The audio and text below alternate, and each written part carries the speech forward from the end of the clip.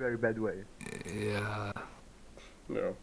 I mean, so like Rock did something that they came out with, which was basically them saying if your account's been inactive for 30 days or longer, and they might have shortened it now, but when it was originally introduced, the feature was if you've been inactive for 30 days or longer, your account basically goes into like a hibernation, and it's taken off of counting towards your top 300 or like towards any boards, right? Which really, for the most part, is the top 300 players, which factors into your kingdom power, right? And that's what is used to matchmake you going into KVKs, and how most kingdoms are typically gauged for their strength.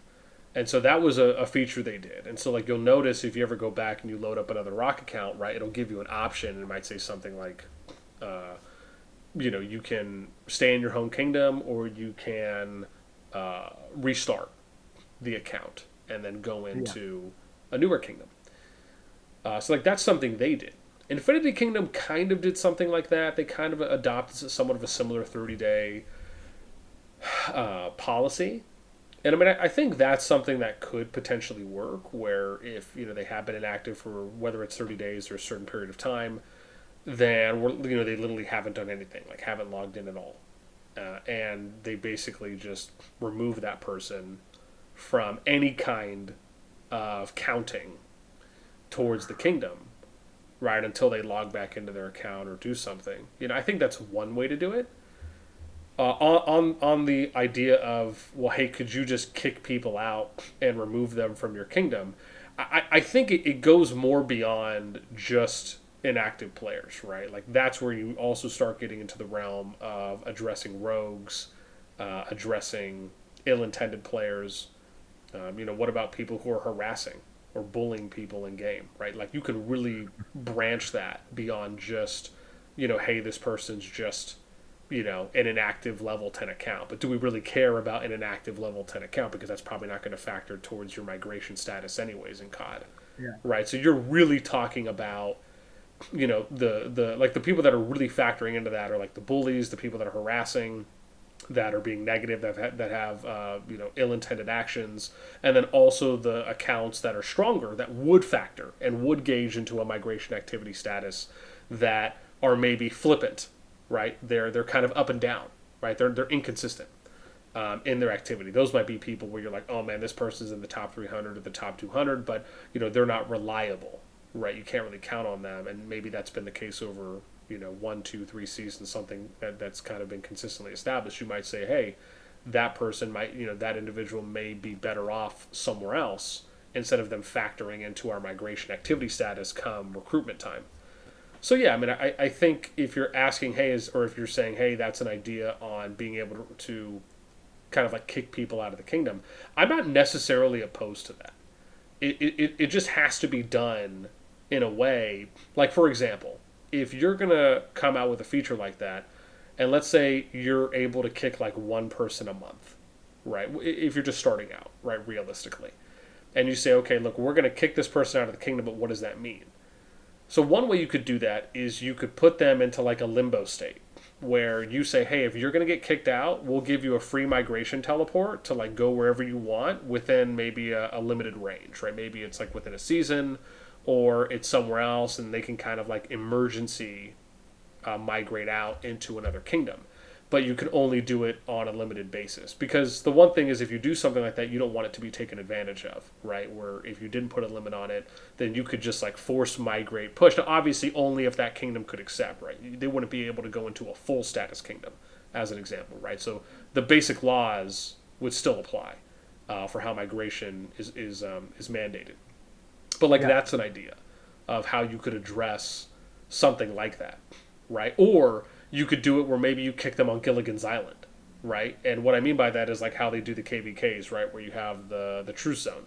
So maybe you kicking them out isn't really you kicking them out of the kingdom, but it's just you putting them on this plot of land that they can only play there, right? So they can't like join another alliance.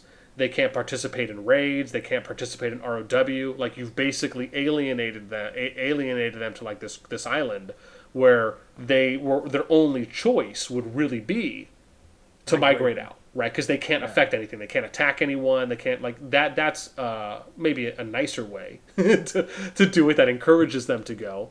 And then maybe once migration comes around, right? If for anyone who's on that island, maybe instead of it costing them gems, they can just do a free migration, right, wherever they Yeah. want to go. So I think there's a couple ways you can do it if you really think about how to do it in kind of a nice neutral way. A kind of punishment Yeah, in a way. Yeah. yeah, but I don't know if that's something that's going to be needed right away. But generally speaking, I do like the idea because I think it presents a lot more positives than it does negatives. I think it solves a lot more of those really, really bad situations for kingdoms and players that are in them versus it causing more problems. So, and I think I've seen that in enough kingdoms where, you know, like that's something I would support. It would just have to be done. It would have to be well thought out, and it would have to be done where it's not necessarily impeding on on the player who would be put on like a Gilligan's Island, like their experience, so to speak. But basically used in a way where it's not allowing like the rogues to just kind of run free. And I'm just giving a very extreme example, but like not something where it's allowing the rogues to run free and just rampant and attack anyone and everyone just because they can, but really more about finding them an appropriate home, right? Somewhere where they can really play with other like-minded individuals. I think that's really what the use of something like that type of a feature, how it can be utilized. Yeah. I mean, I like my alliance or my server has been dealt with rogue in one season. Like there was a group of rogues of 8 or 10 people around that, and they are not weak. Like some of them, two of them are more than 100 million power, and they went rogue. They stayed in the server just to face us the next season. So they stayed on our server, counted in our matchmaking, took spots because we were full, took spots from the server. Then the this next season started, and they joined our enemy. So we were like, they messed with our matchmaking. They took spots from us, then joined the enemy. Like, come on. That sounds like us. That sounds like what we did. Yeah. But that reminds me what you're saying. So like that reminds me as well of the what was it, man? It was that thing with 42 TC, and they had that alliance. I've talked about this in a couple videos. That's what we did, boss, Oh yeah, bro. was that That's it? what I'm Yeah, talking about, yeah. That's the bro. situation where like there was an alliance. I'm forgetting who it was, but there was an alliance that went up against It 42 was TC and TC 42. so it was initially Tang was what we were called. Okay, yeah, I remember. And then we merged with TLR, the Hmm. last Ronin, or the Lost Ronin, Yeah. sorry. And then it eventually like the leadership changed, and then we eventually renamed to Rise of the Apes. Okay. ROA, yeah. But from what you're saying though, right? Like that's what happened. So like that was a situation where you had an alliance that went up against one alliance. They basically wanted to fight them again, and Yeah. and obviously do it in a way that was going to be as punishing as possible. So the alliance that they wanted to go up against basically migrated as many of their players into TC 42 TC's kingdom just so they would match up with them, but also fill out as many of their migration slots as possible. Like almost royally effing them in a situation where they could have brought in people that actually wanted to fight with them against other alliances for future KVKs, right? Where it would have been more of an Yeah. asset and not a liability. And so then they go into the next KVK, and their whole thing is, oh well, because now we're able to always get matched up against them, we're now just always going to fight against you. And it's like it's funny. And don't get me wrong, it's almost smart that they did it that way, but obviously because they took advantage of the loophole. But if you're 42 TC and TC 42 and anyone else that's in there, it does suck because the Yeah. hope is you want to use migration in a way that's going to encourage more fair, competitive, and balanced matchmaking, where you're going to get more out of you fighting with your friends, your peers, your other alliance mates, other alliances Yeah. outside of yours, and it's like now you're not able to So it's, I mean, again, right, you can look at kind of the good and bad situations on both ends of it. It's just, I'm more of the opinion where I would rather see, I think the enjoyment is by being able to fight on as much of a fair ground as possible for as long as possible. I think that's really where you're going to get the most out of PvP in a game like this, which really, for the most part, is in the open field. I think that's what most people really want. I don't think you want a situation like what happened with probably the most egregious example I think for the last season for 2 plus was the what was it, the BDO going up against FSK and oh god, who was the other one? It was BDO, PTW, and they went up against FSK and whoever else it was. I'm forgetting the third. I have it on my sheet, but Yeah. they fought a pretty imbalanced, and even like the GG TA situation, right? Like they had an opportunity to fight a pretty fair fight. It just didn't pan out that way. Same thing with, God, who was it? Well, NX. that one I wouldn't say was fair, to be honest. Well, The oh no, TA with how it ended, TM. yeah. Well, or with how the matchups ended. What I'm saying is there was an opportunity for it to be more of a fair fight than how it turned out. Oh, okay, okay. That's what I'm saying. And the same thing if you look at NKNW, right, where they ended up fighting against, oh gosh, who was it? It was Owl, BDO. Owl, RTG, Yeah, and and RTG, right? BFS. But there was an opportunity for that matchup to be more fair. It just didn't end up getting done that way, right? But the potential was there for it. And so I don't think people want those types of fights. And I think if you're looking at, which I think is a great thing, if you're looking at the trend right now, a lot of matchups going into newer seasons, people are starting to realize that, hey, if we want to have a lot of fun and we want to have a long lasting, amount of PvP, we need to try and do our best to get matchups that are as fair as possible instead of looking for easy wins and losses because and I talk about this in my videos when I put out content on it. Like, I don't want to see that. Like that's not attractive to me. That doesn't mean anything to me. Like, all that means is you just looked for Yeah, an easy matchup or you wanted an easy win. And you also have to think about how is that going to make you look going forward when you try and find other prospects to match up and pair with, right, or find allies for future seasons. Regardless if that has a big impact or not, that'll be something that may carry with you. Um, you know, yeah. And to me, it just causes like the season to be boring when you go opt for the easy win. yeah, yeah, Like that's how we experienced it last season. yeah, Although it wasn't easy, like I worked my ass off, like fucking pushing those towers. But like to be honest, I did not like last season at all. yeah. And then you look at groups like the gosh, who was it? I mean, where's my little sheet here? Who was it? Where you had God, who was it? Like the TPD Dora FTW, where they were going up against ROE, ROA, and TSS50. That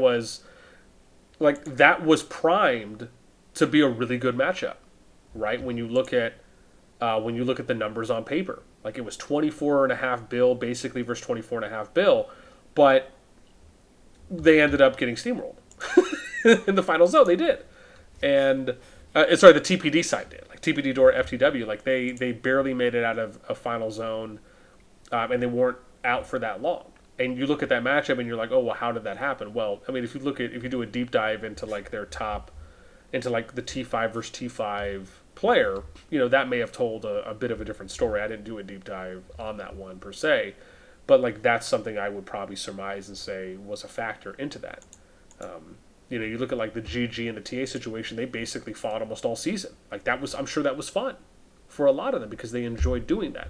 Now, I don't think it played into their favor going into the final zone because you had TA and I think one or two other alliances that were on the west side of the season 2+ map, and then you had TM and their allies on the right side, right? So they kind of went unimpeded. They were able to kind of develop freely. And then the GG group was basically fighting throughout the entire season, and then you get to the final zone, and now they're getting attacked from final zone. They're getting hit on the flank coming up from zone 3, or from zone 2 to zone 3. Right, so I'm sure that part probably wasn't that fun, but they at least got to fight throughout the entire season, even with NK and NW, right? I mean, yeah, did it kind of suck that Feet was all alone in more Brez on that Zone 3 for Season 2 Plus, and they were stuck on the right half of the Season 2 Plus side with Owl, BDO, and RTG, yeah, I'm sure it did suck. They were still able to make it into Final Zone, but they weren't able to last that long. BXS, BN, BXS, Oh, not thank you, BDO. BXS. Thank you, thank you. Yeah, man, BXS, BDO is Yeah, all good. BXS. You guys know what I mean. You guys know what I mean. It's all B's, B's. Yeah, it's all B's. It's all B's and a D's. But you know, but it goes to what I'm saying is like some of the like if you look at the trends for how KVKs play out, and you see why certain allies match up with who, why are they selecting certain starting zone ones, how is that playing out going into a zone 2, a zone 3, a final zone? Like you'll start to see the common denominators, light up. But I think, in short, I just think that's where we're going. We're trending more in a direction of people are starting to realize they want fairer fights. A prime example: look at VVV and Noir, right? The number 2 and number 4 alliance in the game. From when I pulled my top 25 alliance stat a week or so ago, right? They fought like they matched up with each other like that on purpose. If you go and you ask them and you talk to their management, they'll tell you. They'll say, "Yeah, we wanted to line up in this starting zone and them line up in that starting zone because we wanted to fight throughout the entire season." Like, that's respectable, right? And they did that because they wanted to have more of a fair fight. They didn't want things to be one-sided. And, I mean, obviously, Noir is obviously still pretty strong, but, VVV, I thought put up so far, even though I was only able to watch, like, one day worth of it, I still thought the entire fight for how long it lasted was still well done for it being a Zone 2. It was probably the best Zone 2 fight in the T1 season that we've seen so far. So... anyways, that's my long soliloquy, if you will. But I'm just excited, man. Like I really like. My point is that I really like the direction that the players and the alliances and the leadership teams are taking, and the outlook that they're having with trying to find more balanced and more fair matchups to get the most out of the season. Because the developers can only do so much, right? They can put the sandbox out there, but we're the ones that kind of have to build the sandcastles to an extent. And that really comes down to your diplomacy and how your leadership teams and your diplomacy teams are going to act and respond to others. And so, I like where we're going. I think that's the direction we need to go in, where we see more balanced and fair matchups, because that's only going to encourage more players to come out and fight, and for us to get longer lasting and more sustainable PvP matchups, or PvP fighting out in the field, which for me at least I'm all for.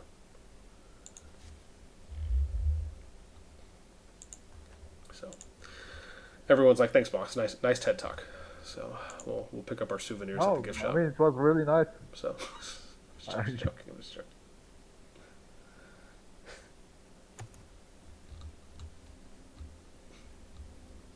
Yeah, the other half are like, finally he's done talking.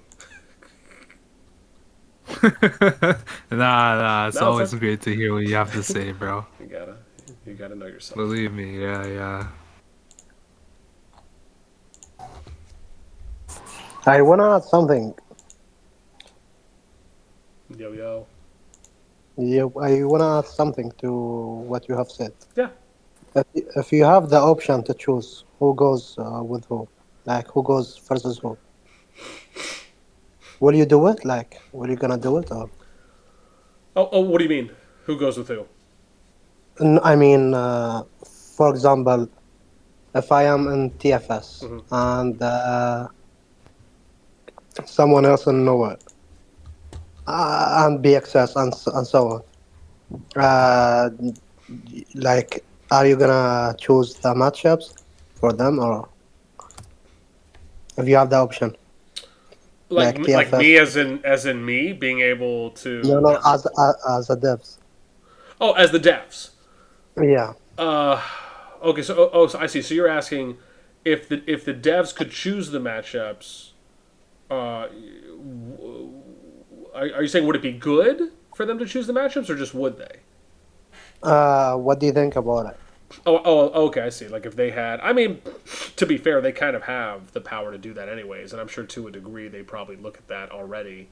And additionally, I'm sure they probably factor that in as well when they're going, because they have to choose who's going to go with who. I don't think the system is just random like that. I mean, I'm sure they look at the data, but someone has to be there, I would imagine, to either approve, finalize, or vet even if their system is giving them recommended matchup choices, right? I would imagine they still are going to look at it, and whether it goes through and then it's okay, let's review it, and if it doesn't look right, let's do a change before it's publicized, or are they in fact manually assigning kingdoms based on the data that they're receiving from each? Obviously, I don't think we know that, but I would have to surmise it has to be one of the two. So to your question, I think they're already doing that. It would be my answer. I think they're already doing that to an extent. We just don't know to what extent that is that they're doing it. But if you're asking, do I see an issue or a problem with them selecting matchups? Not necessarily. And I say that because, I mean, yeah, I've been public and vocal about saying that I would rather them just pair up like 1 through 6, 7 through 12, right? However they're going to do it, depending on how many kingdoms they want or how many they need to maybe fill an activity cap. So, like an example would be, let's say they put the top 4 kingdoms into one KVK. Well, that KVK is probably already going to have enough activity to fill out its activity threshold, right?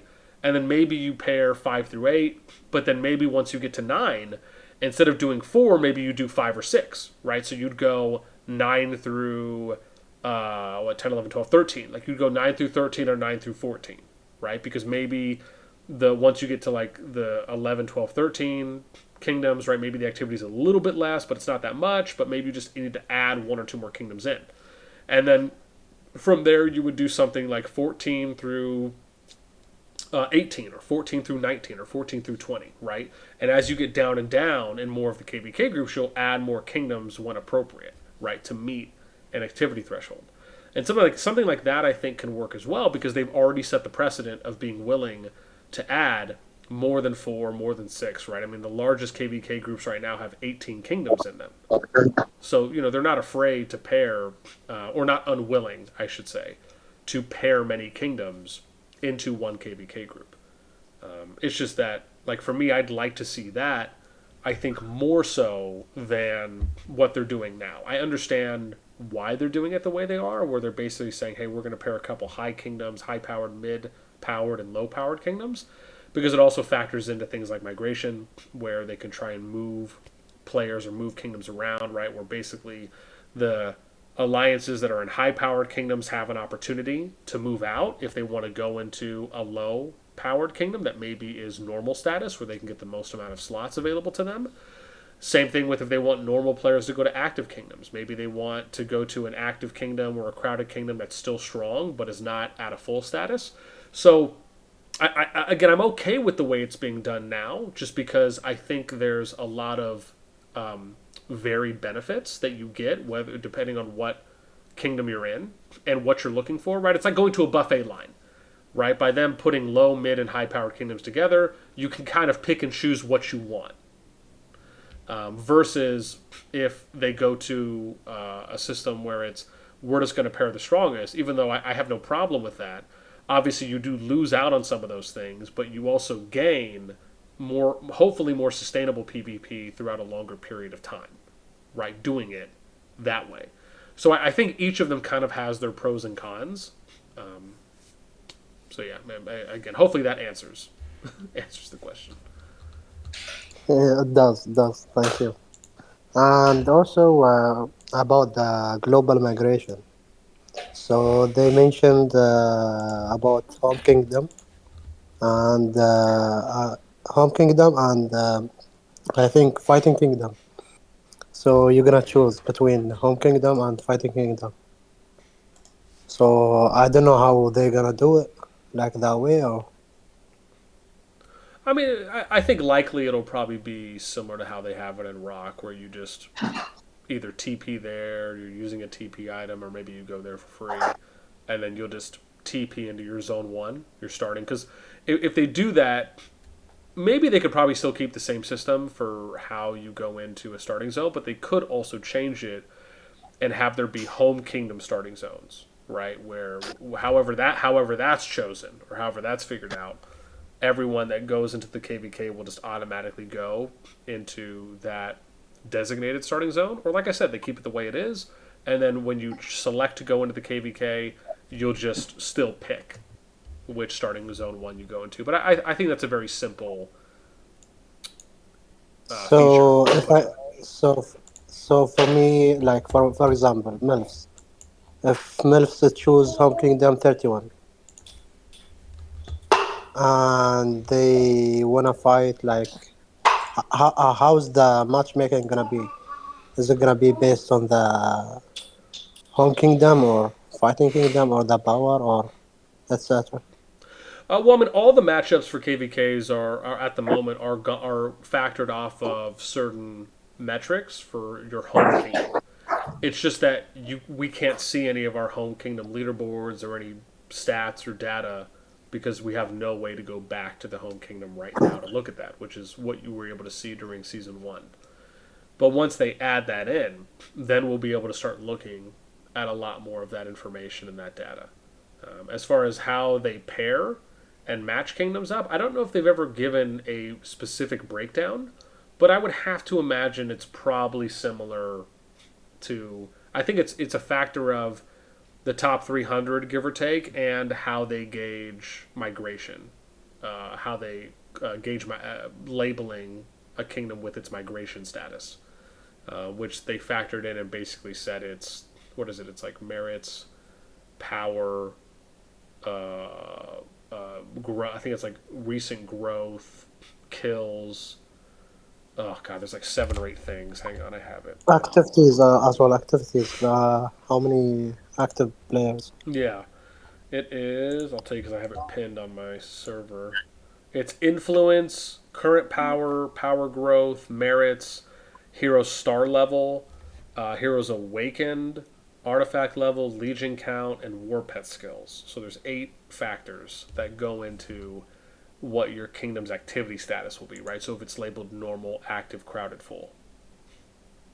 So I like I said, I think most likely it's that combined with probably looking at like a top 300, give or take, right? That would be my best guess, at least until we get more information. So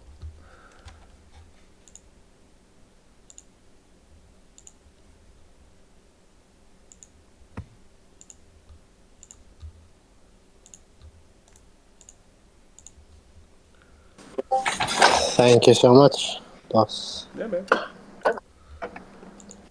What do you think about the current matchups? Current matchups for Um, MILFs, for example, MILFs, BDO. oh, uh, yeah. So you mean for the T1 season? Yeah, the ST1. Yeah. So I did my so I think I did my like prediction thing. I did uh, for for that on the T1 season groups. I mean, I think the most interesting ones right now that at least appear to be, well, hopefully, will be good, right? I think the ST16 group, which is, who is it? Is GG, Owl, DBB. They're going up against ROE, ROA, Arkham, Nuts, and NTS, and Hoot is in there too. I mean, that's about a bill power difference between just if you're just looking at kind of flat alliance power. So, I think that matchup is going to be good. Um, I think the next one I saw was. I mean, I think the TFS one's going to be good too as well. So like the ST1-4, which is the TFS EHG going up against BXS, EAS, RTG. I think that's going to be good because that matchup is like really close. Like if you're looking at because I did the T5 breakdown for that, and like I mean it's insanely close. Um, if you're looking at like the T5 ratio on both sides, that one I think is it looks really good. I think that's really exciting. Um, the next one I think was the who was it? It's the BDO, RKO, MILF, COC group, which is where's that one? That's ST1-1. Yeah. That one looks good because it's about 135 T5s on each side, and that's classified T5 as like a minimum 50 mil at the 50 mil threshold. So like I think that is going to be, I think that's going to be a really good matchup. Let me see what else. Yeah, I mean I think the PTW ANCS one, but that was weird because they're doing like a three-way split in theirs. So it's like PTW, ANCS, and AC for like the main alliances and that. They're kind of like doing a 1v1v1. So that's we'll see. We'll see how that goes. I'm unsure, but hey, to each their own. Yeah, and then yes, like I said, the ST1, the Owl one, and I don't know about the NKTA one because I just don't know how much they're going to fight because we've already heard that NK is going to be joining TA at the end of the season. So, how hard are they really going to go? I think that, and then so probably the last one for me would be the ST19 group, and that's the Nawar VVV side. Now it's 136 T5s versus 115. It is in favor of VVV, but if you're looking at like the 100 mil plus range, Nawar has 23 100 mil plus T5s and VVV has 14. When you get to the 80 mil plus range, Nawar is at 44 and then VVV's at 50. And if you're looking at the 60 mil plus T5s, VVV's at 104 and Nawar's at 84. So it's like a plus 20 on that. But again, I obviously Nephisto is basically worth 12, 15 T5s at that point. So I think he makes up for that differential just for his account alone between them. So, but I still think that's going to make the fight interesting. I think if we saw how Zone 2 played out for Nawar and VVV when they fought, it wasn't just over in a day or two, right? It lasted a number of days. So I think that gives us kind of a good early indicator on what's to come for them throughout the season. So that would be my next one. So I think there's four. I think I named four there. I think there's four groups right now in the T1 season where the fights are very close to being like very balanced, if not basically balanced. And I think that's going to allow for us to enjoy a lot of PvP either throughout the season or once it gets to like Zone 3, Zone 4. And I have no doubt in my mind that those are probably going to be the four most looked at seasons. And because of that, I think when you look at the underlying factors, you'll start to notice that will also continue the trend of more KVK seasons approaching the way that they find matchups and allies and really continuing that down the right? Like, I think it's really going to double down on that of like, hey, if we want to have fun, sustainable PvP, this is kind of what we have to do. But yeah, those are my four T1 KVKs that I'm looking forward to watching the most. I'll still check into the other ones, but those four are going to be at the top of my list.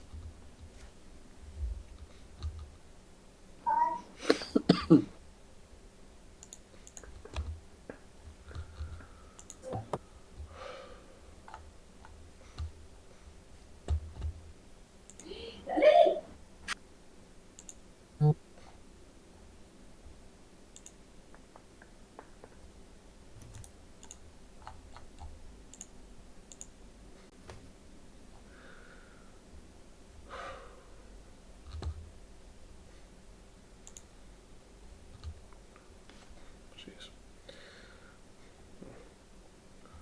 Really feel like I'm giving a seminar at this point. So. Nah. Honestly, like I don't know, but I like if I'm enjoying what you think, bossnasti. I think others are too. If they aren't, they would have left. Oh, it's okay. It's just, Yeah. I know my own self, and so I'm very much the type that enjoys giving more information than less because I would never want anyone to feel, as like I left things out. That's just how I approach it. If I can say something in a sentence, I will. But most of usually when I'm conversating with people, I like to believe that they would rather hear more information or something more in detail for them to be able to understand everything.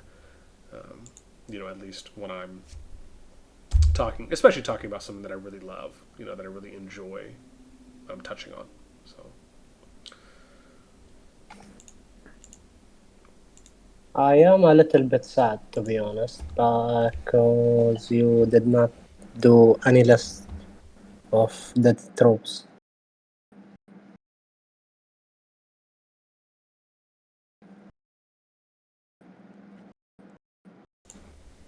Where are you from, first, by the way? of the what? He's from UAE. Oh, What? UE? you said UAE? Yeah, Yeah, you're yeah, yeah. Yeah. No, sorry, what were you saying though on the disappointed part? What is UAE? You did not do any list Y- about The the dead United tropes. United Arab Arab. Emirates? No, no, Yeah. no. The dead tropes. Ah, Yeah. No, no, sorry. What were you saying? You said analysis of who? He said you didn't make a list about dead troops like kamikaze, you know, kamikaze. dead Yeah. troops of accounts. Kamikaze? Yeah, that's what I named Kamikaze? myself, bro. Dead troops. Oh, Yeah, dead troops. like Like the list most. of Oh, you most mean? dead troops. Oh, you mean like how I do the top 25 unit Deaths. kills, but instead of doing the top 25 deaths or deads? Yes, deaths. Yeah, Yeah, that's Yeah. You Yeah, mean like I'm pretty deaths like sure Ken that's here? Purge. because That's purge is rank Purge. 1. That's why purge is terrorist suicide bomber. Bro, That's he why. loves killing his troops, bro. Yeah. bro can't pass a day without suiciding his troops. Yeah. Well, so like the dead. I'm ready, bro. I'm ready, bro. Rambo, I'm ready.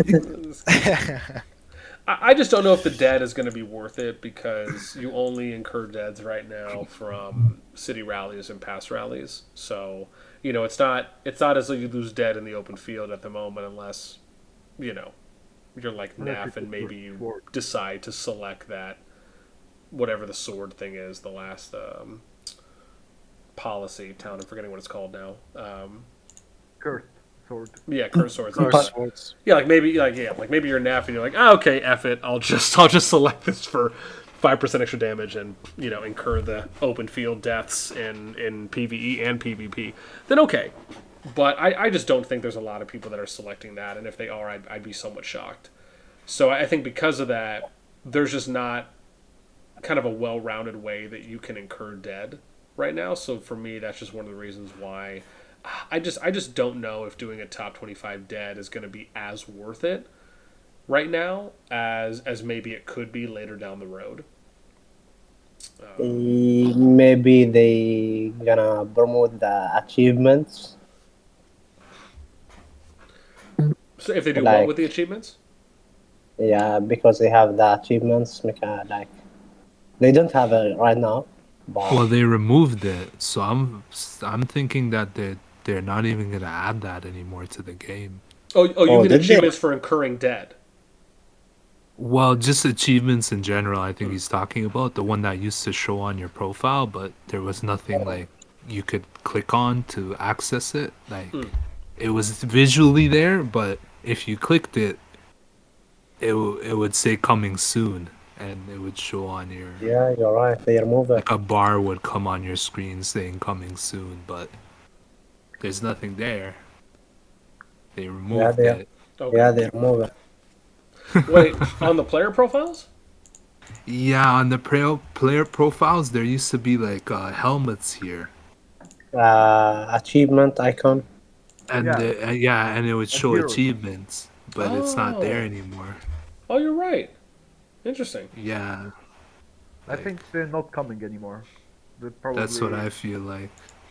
Rock Yeah, didn't was it the one even- for like KVK or something, or like it felt like it was going to indicate or show something about that? That's what I feel like. Maybe like it would show like milestones or something. Yeah. Okay, I remember. Okay, I Like, remember what you guys maybe are talking about. type Yeah. of milestones, like kill milestones, or I don't know. Maybe KVK wins. How many won KVK so far? wins. I don't know. But how will they actually take that? Like, how will they take a win? End Yeah. of season reward? Yeah, that Yeah, that's technically the win. You know, like yeah. getting the anointed dragon rewards. Anointed. Yeah. Overall, if you ask me if I regret killing my troops, I am, because I could be like two, Oh, 200, 210 million power. I know. For me, I don't really mind losing this season because I want this outburst of rage pet skill. So the conquer pet skill are good too. They are good. yeah, I mainly just want outbursts of rage to get the extra rage accumulation so I can So slap it on a golden rock. Yeah. you know what my R5 got like a few days ago. He got 3-star sapphire and another 3-star What? on it. Yeah, No Kidding? way. he got a fucking 3-star sapphire with another 3-star on it. Like so he got the talent Yeah, skill and then and he another got one. another additional skill Yeah, that was 3-star. Was it yes. a good one? The green sword. I don't know what is it called. It's like reducing enemies Oh, Defensive attack. condition? bypass HP. Yeah, yeah, yeah. Bypass HP, Yeah. yeah, by a certain percentage. Yeah. That's not too good. It is Yeah, I good would for just. mages. It's like that sucks. It's like what? It's decent. It is good for Better than mages. No? It's decent. It's fine. But 3-star pet is insane. Yeah, it is insane.